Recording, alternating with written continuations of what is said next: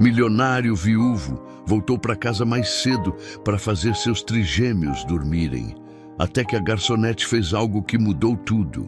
O ônibus parou na rodoviária de Belo Horizonte, soltando um suspiro cansado de freios, e Luzia Ferreira desceu, carregando uma mala de tecido surrado e um nó na garganta que não conseguia engolir. Eram 5 da tarde de uma sexta-feira abafada de março, e a cidade grande a recebeu com barulho, fumaça de escape e pressa. Gente passava por ela como se fosse invisível. Apertou a alça da mala com mais força e respirou fundo, lembrando da voz da mãe ao telefone. Vai, minha filha, essa chance não aparece 2 vezes. Santa Rita do Sertão ficara para trás. O povoado de ruas de terra. O café de estrada onde servia caminhoneiros desde os 15 anos. A casinha de 3 cômodos, onde Dona Eulália tossia cada vez mais forte, precisando de remédios que o dinheiro não alcançava. Luzia tinha 23 anos, mãos calejadas de bandeja e fogão, e nenhuma ilusão sobre o que a vida oferecia para gente como ela. Mas a proposta veio através de Dona Hortência, prima distante que trabalhava como cozinheira numa mansão no bairro Funcionários. Precisam de babá para trigêmeos, pagam bem, o patrão é viúvo. Coitado, a casa tá num sufoco. Agora, parada na calçada com o endereço anotado num papel amassado, Luzia olhou para os prédios altos e se sentiu pequena. Pegou um ônibus, depois outro, e quando finalmente desceu na rua arborizada, as casas eram do tamanho de quarteirões inteiros. Portões altos, muros com câmeras, jardins que pareciam praças. O número 847 estava gravado em bronze numa placa discreta. Ela tocou a campainha e esperou. Ajeitando o cabelo preso num coque simples, a porta se abriu e Dona Hortência apareceu com um sorriso aliviado. Graças a Deus você chegou, menina. Entra logo. A mulher tinha uns 50 anos, avental branco impecável e olhos gentis. Puxou Luzia para dentro como quem resgata alguém da chuva. O corredor de entrada tinha piso de mármore, lustres de cristal e um silêncio pesado que Luzia nunca tinha sentido antes. Não era silêncio de paz, era silêncio de casa que esqueceu como rir. Os bebês estão chorando faz 1 hora. Hortência falou baixo, subindo uma escada larga. O doutor Augusto não sabe mais o que fazer. Desde que Dona Helena morreu, essa casa virou um barco sem leme. Luzia subiu atrás dela, notando retratos nas paredes. Uma mulher linda de sorriso suave, cabelos castanhos, olhos que pareciam gentis mesmo em foto. Em todos os retratos, ela segurava a barriga de grávida ou aparecia ao lado de um homem alto, de ombros largos e expressão séria. O choro vinha de um quarto no fim do corredor. Não era choro de manhã, era choro de desespero. 3 vozes diferentes se misturando num pedido que ninguém entendia. Hortência bateu na porta entreaberta. Doutor Augusto, a moça chegou. Luzia entrou e a cena a atingiu no peito. 3 bebês, não deviam ter mais que 5 meses. Choravam deitados em berços lado a lado, embrulhados em mantas azuis e rosa.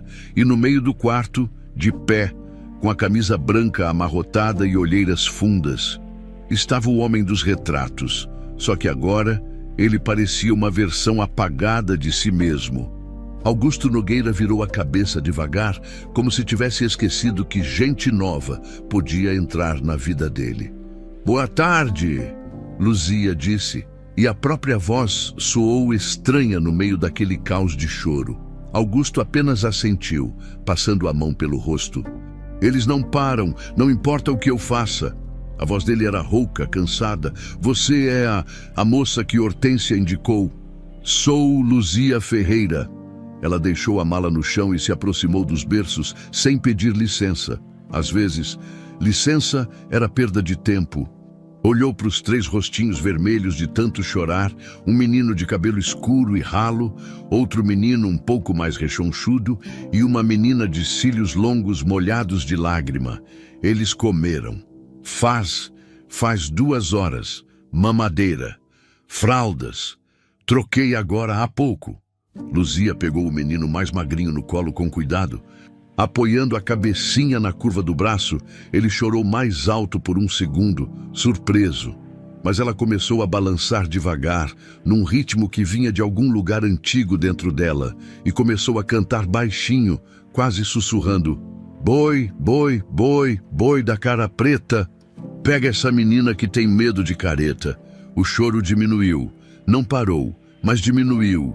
O bebê abriu os olhinhos inchados e a encarou com uma confusão que parecia humana demais para alguém tão pequeno. Luzia continuou cantando, caminhando de um lado para o outro. E aos poucos, o corpinho tenso relaxou. Ela olhou para Augusto. "Esse aqui é qual, Tomás?" Ele respondeu. E pela primeira vez havia algo além de cansaço na voz. Era surpresa. "E os outros?" "Mateus." Ele apontou para o rechonchudo. "E Josefina?" Luzia assentiu e, com Tomás, agora quase adormecido no colo, se aproximou do berço de Josefina. A menina chorava com soluços, o rostinho todo franzido. Luzia passou a mão livre na testinha dela, fazendo um carinho leve, e continuou cantando. Josefina agarrou o dedo de Luzia com força surpreendente. E naquele toque minúsculo, alguma coisa se firmou, um pacto sem palavras. "Eles sentem falta dela." Luzia disse baixinho, sem tirar os olhos de Josefina. Augusto ficou imóvel por um longo momento. Depois saiu do quarto sem dizer nada. Luzia ouviu os passos dele se afastando pelo corredor, e Hortência, que tinha ficado na porta, suspirou. "Ele não fala sobre ela, não consegue." "Imagino", Luzia murmurou, e percebeu que Mateus tinha parado de chorar também, apenas observando tudo com aqueles olhos redondos e escuros. Ela sorriu para ele. "Calma, meu anjo, eu já vou te pegar também." A primeira noite foi longa. Luzia montou guarda sentada na poltrona entre os berços, acordando de hora em hora para conferir se estavam respirando, para dar mamadeira morna, para trocar fralda, para cantar de novo.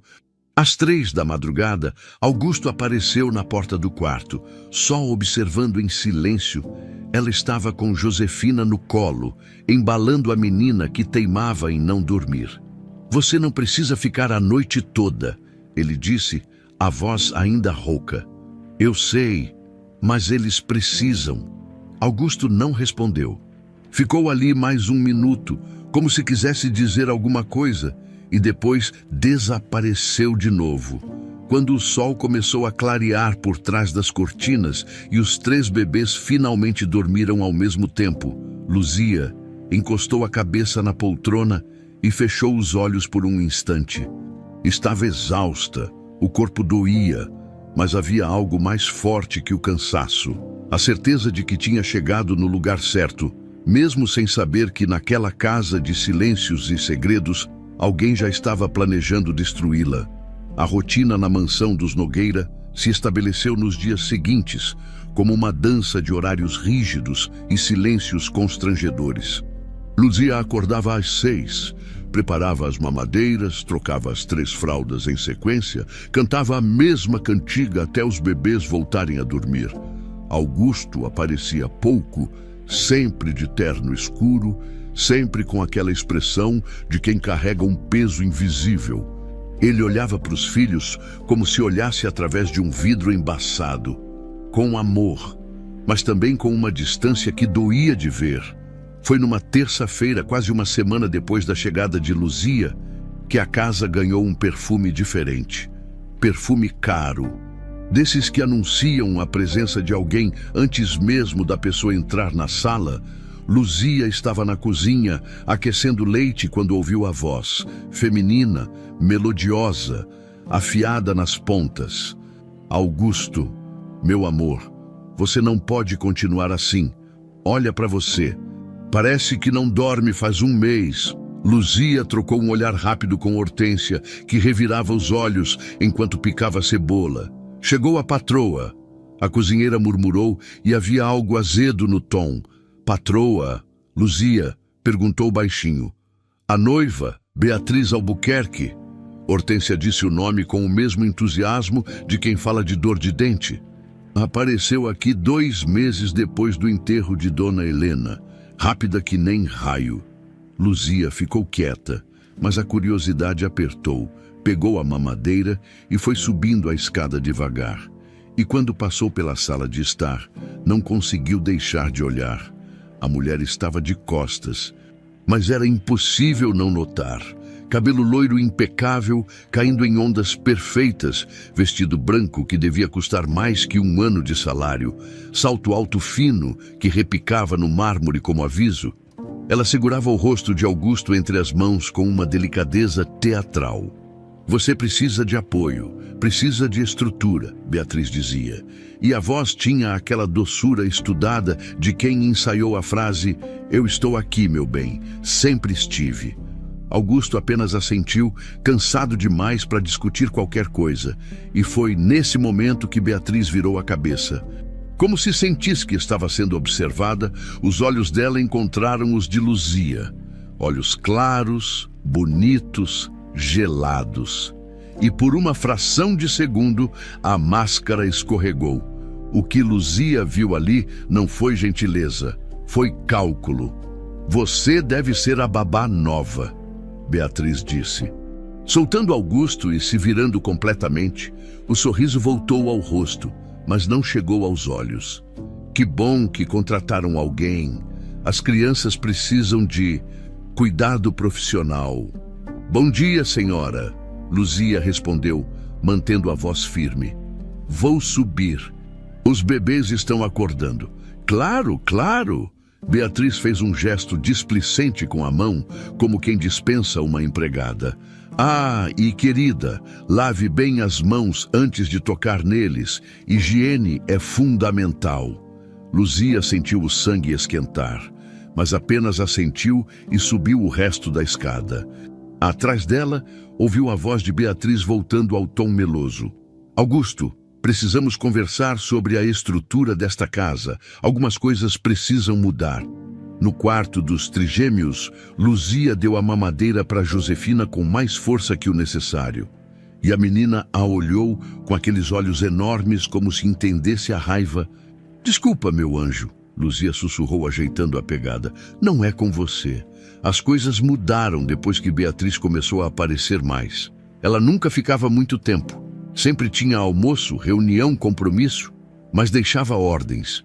Luzia, os bebês não podem ficar com frio. Eu ponha mais cobertores. Luzia, essa cantiga é muito barulhenta, cante mais baixo. Luzia, você deixou o banheiro desarrumado. A última acusação era mentira, mas Luzia não tinha como provar. E tinha os olhares. Beatriz olhava para Luzia como quem olha para uma mancha no sofá caro.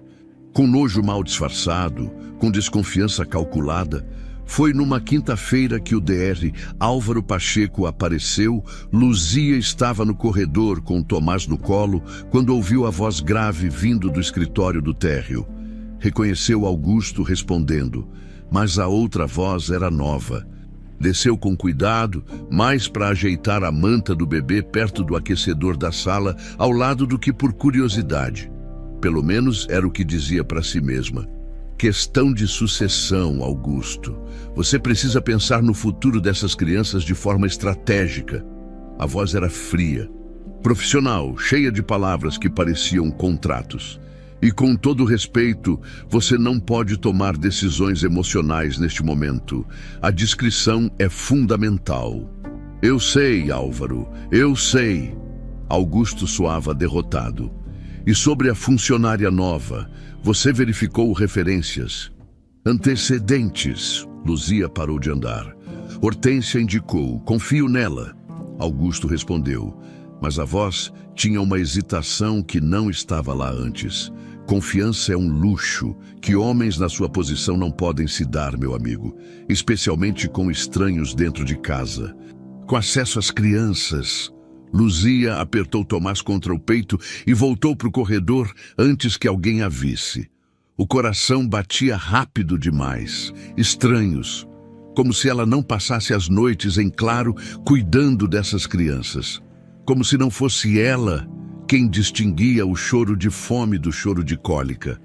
Como se amor de mãe precisasse de sobrenome para ser real, naquela noite, Hortência chamou Luzia para tomar um café na cozinha depois que os bebês dormiram.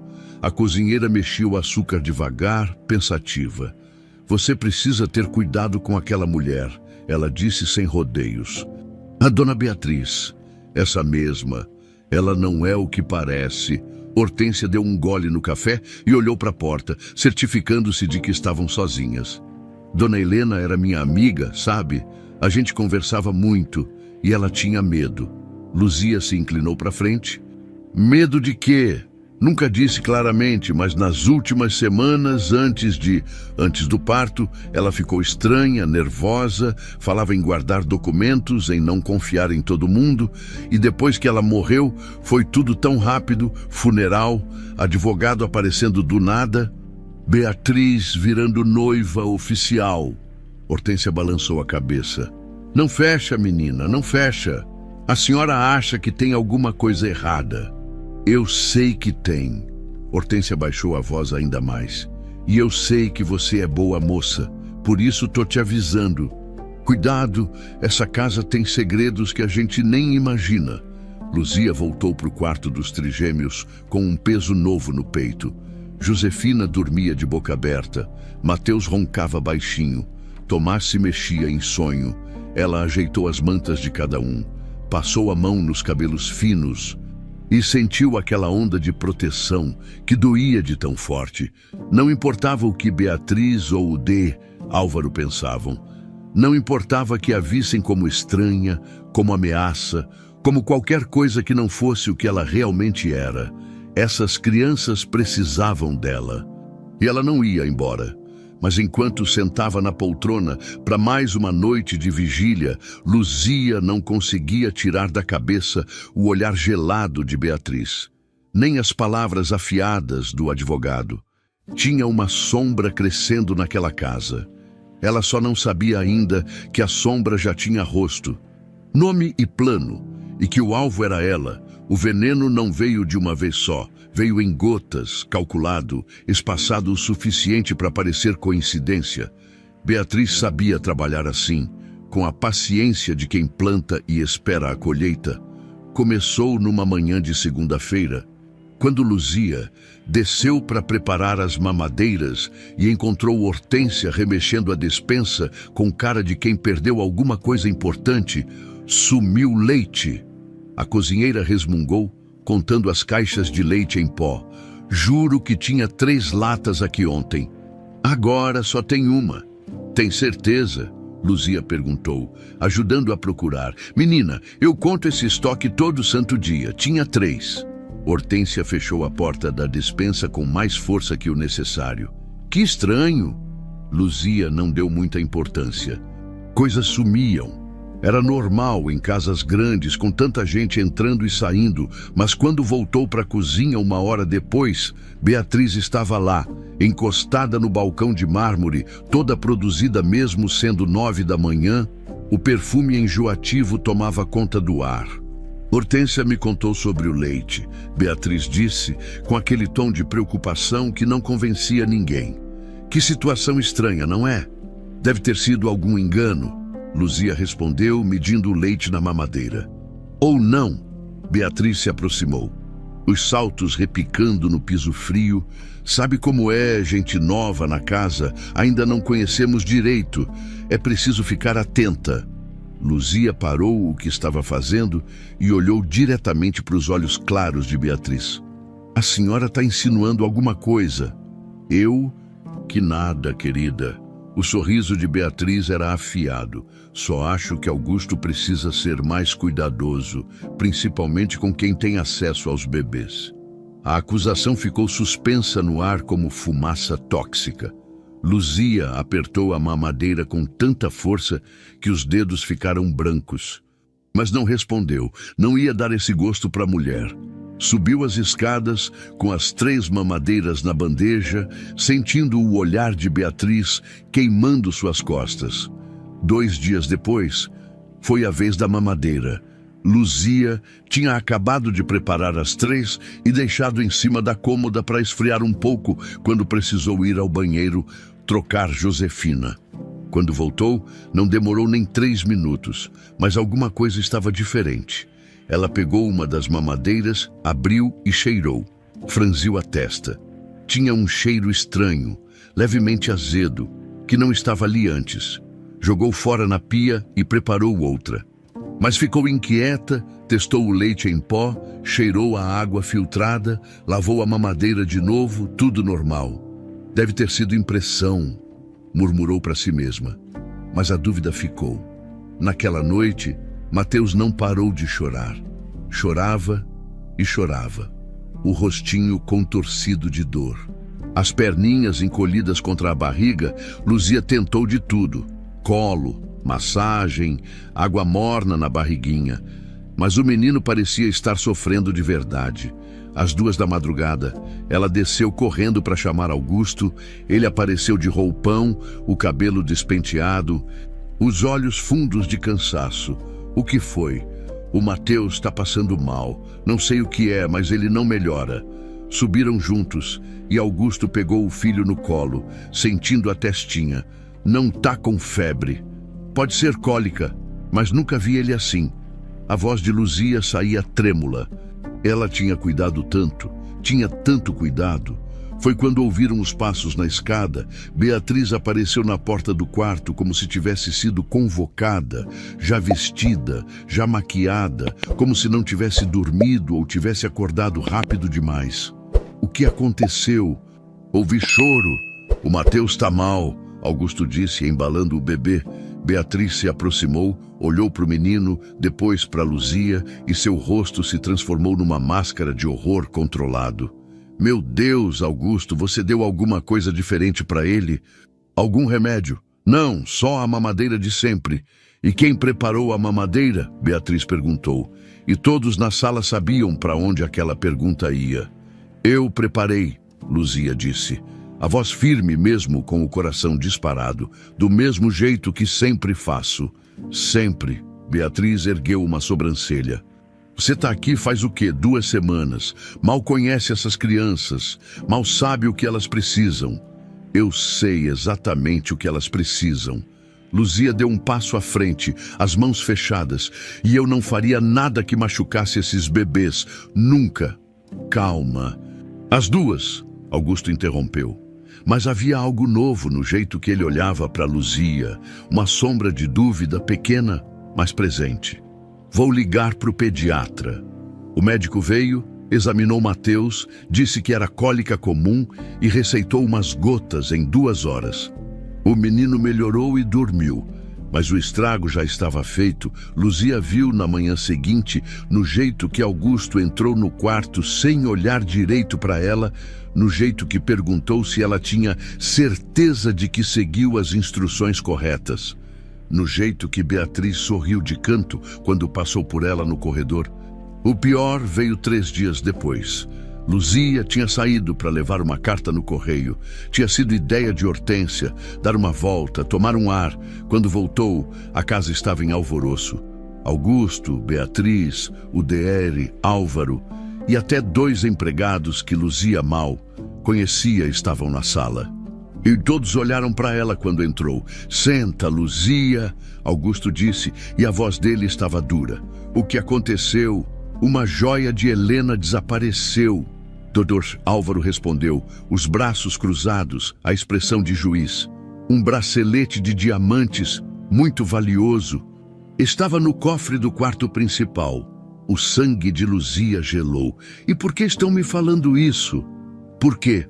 Beatriz deu um passo à frente, segurando uma bolsa, a bolsa de Luzia. Por que encontramos isso aqui, embaixo da sua cama? Ela abriu a bolsa na frente de todo mundo e enfiou a mão lá dentro como quem sabe exatamente onde procurar. E quando a mão saiu, trazia um bracelete de ouro branco cravejado de pedras, que brilhavam mesmo com a luz fraca da sala. Luzia sentiu o chão fugir. Isso não é meu. Eu nunca vi essa joia na vida. Claro que não viu, Beatriz disse, a voz pingando veneno. Você roubou às escondidas. Eu não roubei nada. A voz de Luzia saiu alta demais, desesperada demais. Alguém colocou isso na minha bolsa. Ah, que conveniente, doutor Álvaro comentou, o sarcasmo evidente. A clássica defesa, Augusto. Eu avisei. Avisei que você precisava ter mais cuidado com quem deixa entrar nesta casa. Eu não fiz nada. Luzia olhou para Augusto, implorando para que ele acreditasse. Doutor Augusto, o senhor me conhece. Sabe que eu cuido dessas crianças como se fossem minhas. Eu jamais... Eu não sei, Luzia. Augusto interrompeu, passando a mão pelo rosto. Ele parecia exausto, perdido. Eu não sei mais de nada. Primeiro o Leite, depois o Mateus, agora isso. Tá tudo sendo armado. Alguém tá fazendo isso de propósito. Beatriz deu uma risadinha baixa. Cruel. Escuta ela, Augusto, teoria de conspiração. Acha que é protagonista de filme. Luzia sentiu as lágrimas queimarem, mas se recusou a chorar na frente daquela gente. Hortência apareceu na porta da cozinha, o rosto pálido, mas não disse nada. Não podia dizer, não podia arriscar o próprio emprego. Vou te dar uma chance, Augusto disse, e havia peso naquela frase. Devolve a joia, pede desculpa e a gente encerra isso aqui, sem polícia, sem escândalo. A humilhação desceu como chuva ácida. Eu não tenho nada para devolver porque eu não roubei. Luzia repetiu, a voz mais fraca agora, derrotada. Deere, Álvaro e Beatriz trocaram um olhar.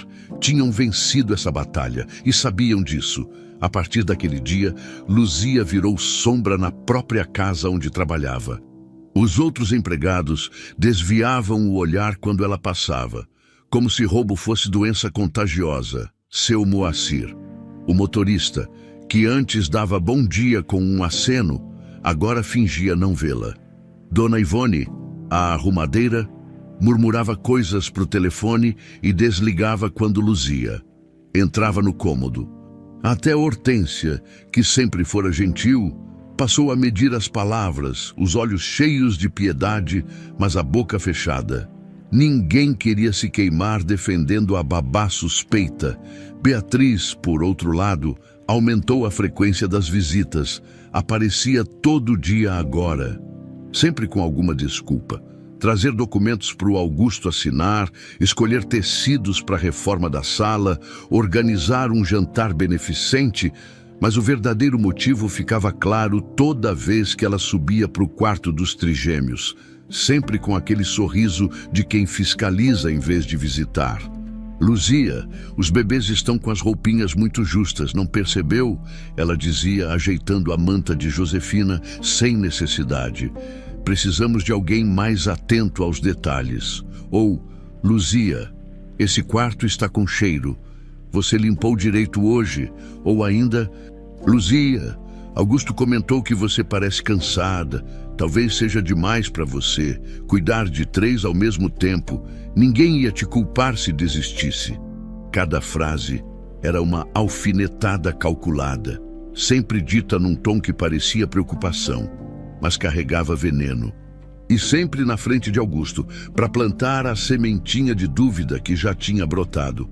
Augusto, por sua vez, estava diferente. Não era grosso, não gritava, mas havia uma distância nova entre ele e Luzia. Entrava no quarto das crianças e ficava perto da porta. Como se não quisesse chegar muito perto dela, fazia perguntas curtas.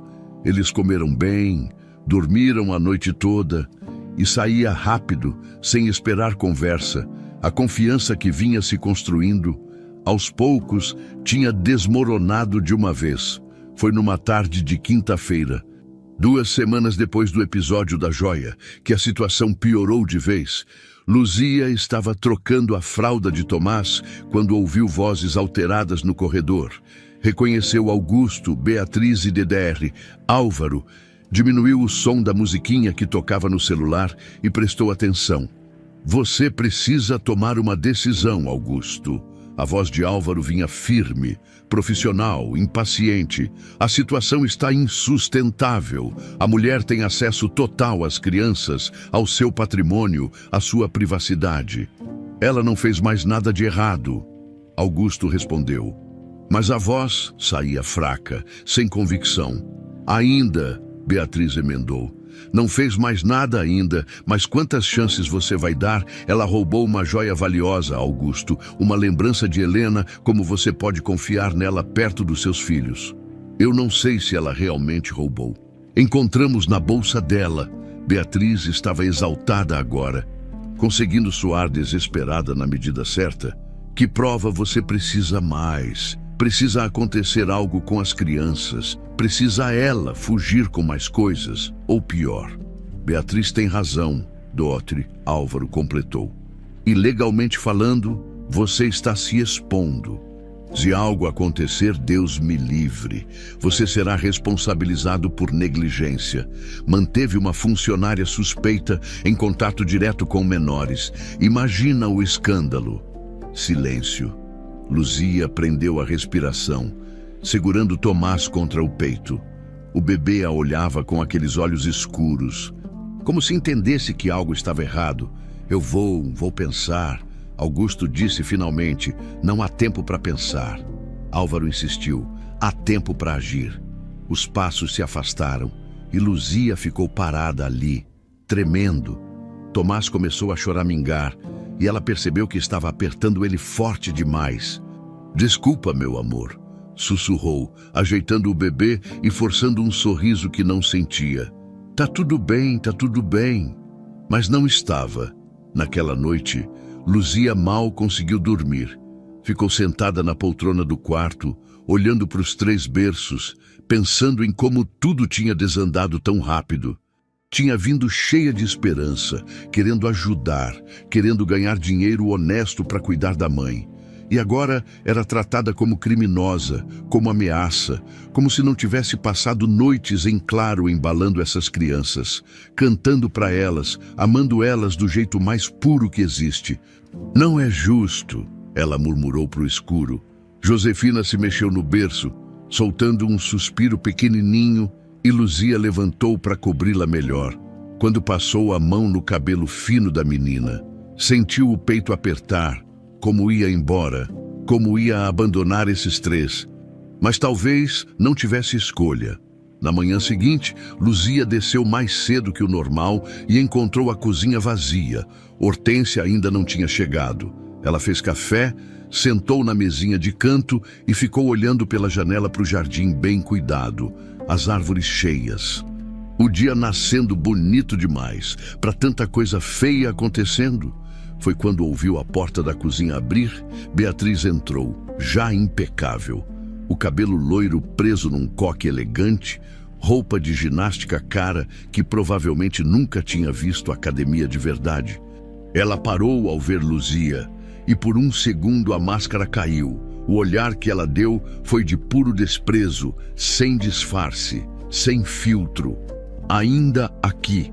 Beatriz perguntou, pegando uma garrafa de água da geladeira. Ainda. Luzia respondeu, segurando a xícara com as 2 mãos.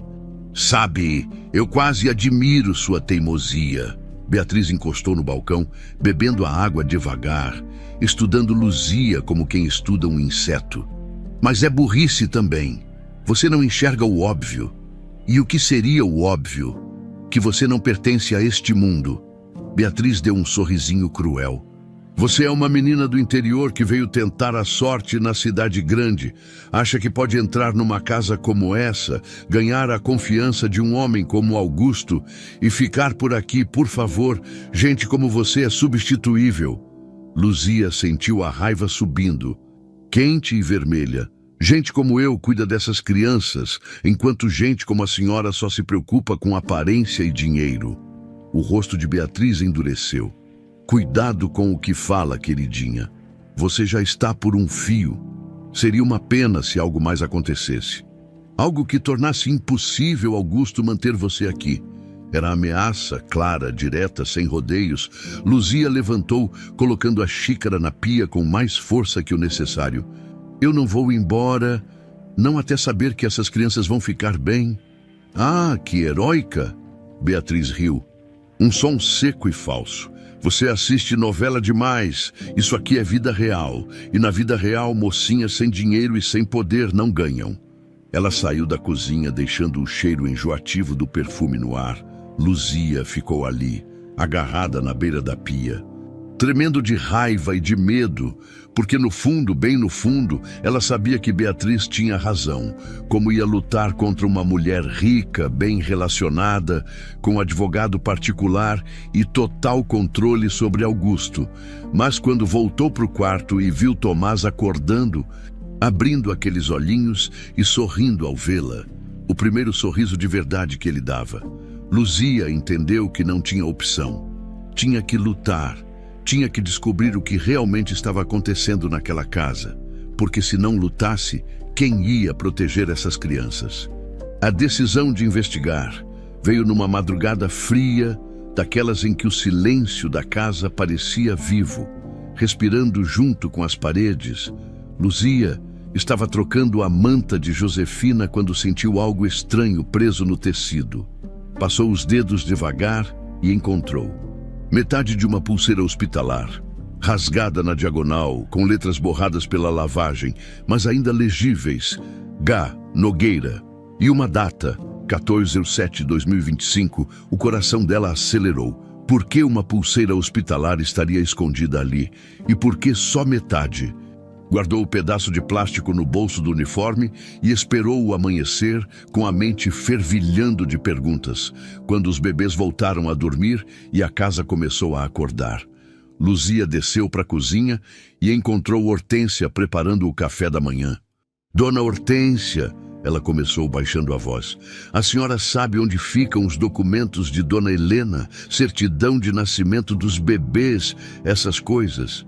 Hortência parou de mexer os ovos e olhou para Luzia com um misto de surpresa e cautela. Por que você quer saber disso?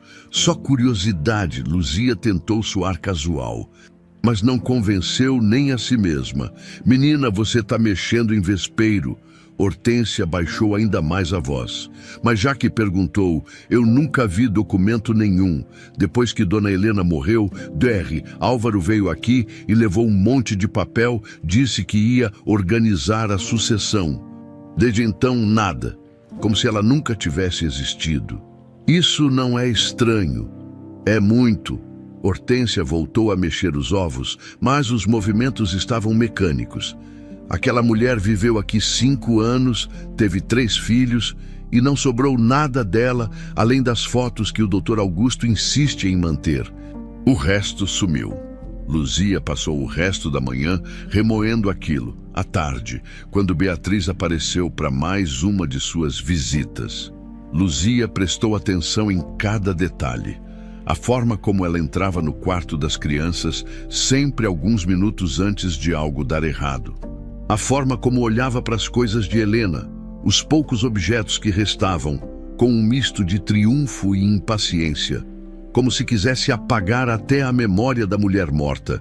E teve o momento em que Beatriz ajeitou a manta de Mateus e Luzia jurou ter visto um sorriso rápido. Satisfeito, quando o bebê começou a choramingar como se ela tivesse apertado de propósito, como se gostasse de criar problemas para depois apontar dedos. Naquela noite, quando todos dormiram, Luzia fez algo que jamais tinha feito. Saiu do quarto dos trigêmeos e desceu as escadas no escuro. Seu coração batia tão alto que parecia ecoar pela casa inteira. Ela sabia que era arriscado, sabia que se fosse pega, pareceria ainda mais culpada, mas não tinha mais escolha, precisava de respostas. O escritório de Helena ficava no fim do corredor do térreo. Augusto nunca entrava lá. Hortência tinha contado que ele não conseguia. A porta estava destrancada e Luzia entrou fechando atrás de si com cuidado. Acendeu a lanterna do celular e iluminou o espaço. Uma mesa de madeira escura, estantes cheias de livros, uma poltrona de leitura perto da janela, um quadro com girassóis na parede, tudo intocado, como um museu. Começou a procurar, abriu gavetas, folheou cadernos, examinou pastas. A maioria estava vazia ou tinha coisas corriqueiras. Contas pagas, listas de compras, cartões de aniversário. Nada que explicasse a sensação de mistério que pairava sobre a morte de Helena. Estava prestes a desistir quando notou que um dos livros na estante estava torto, mal encaixado. Puxou o livro e atrás dele havia um espaço vazio. Seu coração deu um pulo, passou a mão lá dentro e sentiu papel. Puxou. Era um envelope pardo velho, sem nada escrito do lado de fora. Abriu com as mãos tremendo. Dentro tinha fotografias. Helena grávida, mas não a Helena radiante dos porta-retratos espalhados pela casa. Essa Helena estava pálida, magra demais para quem esperava trigêmeos, os olhos fundos, cercados de olheiras. Numa das fotos, ela estava deitada numa cama de hospital, segurando a barriga e olhando para a câmera com uma expressão que Luzia só podia descrever como medo. No fundo do envelope, um bilhete pequeno, escrito à mão com letra trêmula. Se algo acontecer comigo, procurem o Doeri Mendes. Ele sabe. Não confiem no Álvaro. Luzia leu e releu aquelas palavras. Quem era Doeri Mendes e o que ele sabia, guardou o bilhete no bolso junto com a pulseira hospitalar e colocou tudo de volta no lugar. O coração ainda disparado quando saía do escritório. Quase teve um ataque, viu uma sombra se movendo no fim do corredor, congelou, a sombra parou também, por um segundo que pareceu uma eternidade. Ninguém se mexeu. Depois, a sombra recuou. Desaparecendo pela porta da cozinha, Luzia esperou mais alguns minutos, a respiração presa, antes de subir correndo de volta para o quarto dos trigêmeos. Tinha sido Hortência, ou pior, tinha sido Beatriz, DR, Álvaro. Não dormiu naquela noite, ficou sentada na poltrona, o bilhete queimando no bolso, pensando no próximo passo. Precisava encontrar o tal DR Mendes, precisava entender o que Helena tinha descoberto. Mas como fazer isso sem levantar suspeitas? A resposta veio 2 dias depois, de um jeito que ela nunca esperaria. Estava no jardim com os trigêmeos. Tinha sido ideia de Augusto, que disse que eles precisavam de sol. Quando viu Deoder e Álvaro chegando de carro, ele não estava sozinho. Um homem mais velho, de cabelos grisalhos e maleta de couro, saiu do banco do carona. Os dois conversavam baixo, sérios, e Luzia ficou observando de longe enquanto fingia ajustar o carrinho de bebê. Os registros estão seguros. O homem de cabelos grisalhos dizia. Ninguém vai questionar. Tem certeza, porque se alguém resolver investigar... Álvaro, relaxa, eu cuidei de tudo. Os documentos originais sumiram. O que existe agora é o que a gente criou, sem rastro. Luzia sentiu um frio na espinha. Documentos criados, registros seguros, sobre o quê? Sobre quem? Os 2 homens entraram na casa e Luzia ficou ali. O sol batendo forte, mas ela sentindo um frio que vinha de dentro, pegou Josefina no colo e a menina agarrou seu dedo como sempre fazia, aquele gesto minúsculo que significava confiança absoluta. Eu vou descobrir, Luzia sussurrou para bebê. Eu prometo que vou descobrir o que fizeram com a sua mãe, porque agora não tinha mais dúvida. Helena não tinha morrido por acaso, e quem quer que fosse responsável ainda estava por perto, bem perto, manipulando tudo. A pergunta era, quanto tempo Luzia tinha antes de se tornar o próximo alvo? A tempestade chegou numa terça-feira, dessas que transformam o céu em chumbo e fazem a cidade inteira desacelerar. Luzia passou o dia todo inquieta, sentindo que algo ruim estava para acontecer. Os trigêmeos também estavam agitados, choravam mais que o normal. Não queriam mamar direito. Era como se até eles sentissem a tensão no ar. Augusto tinha saído cedo para resolver coisas no escritório e prometeu voltar só à noite.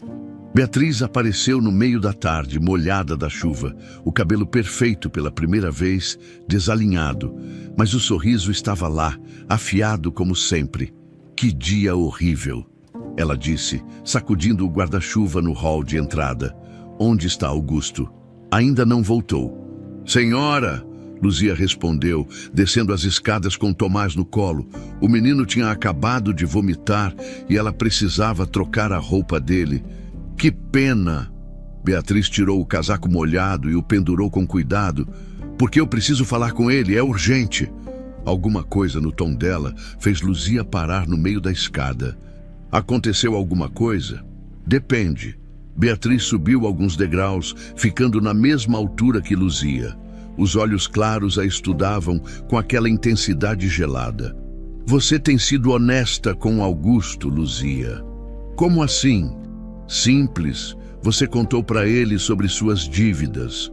O mundo pareceu inclinar. Que dívidas? Ah, não finge. Beatriz deu um sorrisinho cruel. Álvaro investigou seu passado.